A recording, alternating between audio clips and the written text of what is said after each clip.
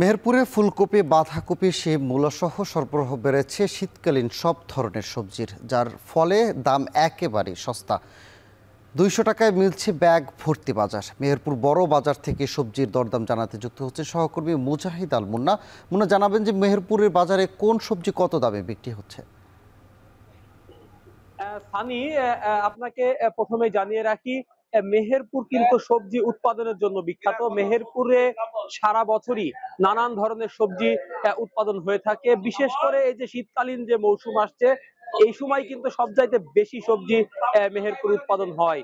অর্থাৎ এই যে শীতকালীন এখন কিন্তু ভরা মৌসুম চলছে এবং মেহেরপুরের বাজারগুলিতে কিন্তু শীতকালীন সবজিতে একেবারে ভরে গেছে। বিশেষ করে ফুলকপি, বাঁধাকপি, সিম, মূলা, ধনেপাতা, টমেটো সহ শীতকালীন যত ধরনের সবজি আছে সব ধরনের সবজি সরবরাহ কিন্তু আমরা দেখতে পাচ্ছি।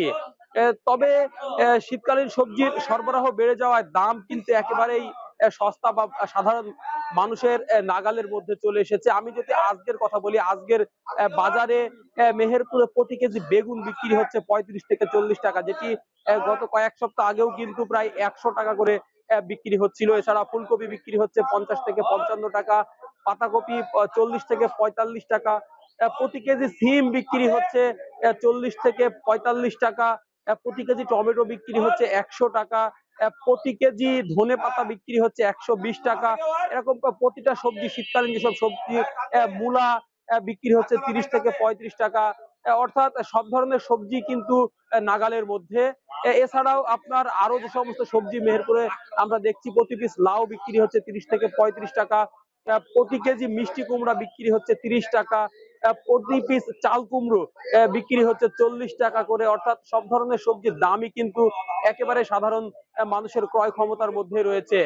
প্রতি কেজি অন্যান্য যে সব আপনার মশলা জাতীয় সবজি, তার মধ্যে প্রতি কেজি কাঁচামরিচ বিক্রি হচ্ছে, অর্থাৎ সর্বোচ্চ 90 টাকা।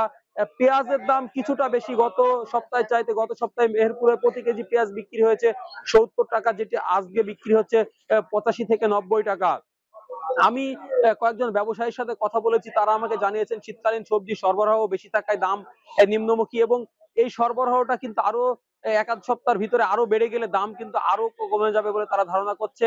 তবে আমি কয়েকজন চাষির সাথে কথা বলেছি, তারা আমাকে জানিয়েছেন যে এবার কিন্তু বর্ষা মৌসুমে তারা সবজিতে ব্যাপক লোকসানের মুখে পড়েছিল, তাই শীতকালীন সবজি দিয়ে তারা কিন্তু সেই লোকসান পোষাতে চায়। তাই দাম যদি মোটামুটি এই ধরনেরও থাকে তাও তারা কিন্তু খুশি। সানি, এই ছিল আমার কাছে মেহেরপুরের সবজি বাজারের সর্বশেষ পরিস্থিতি। সানি।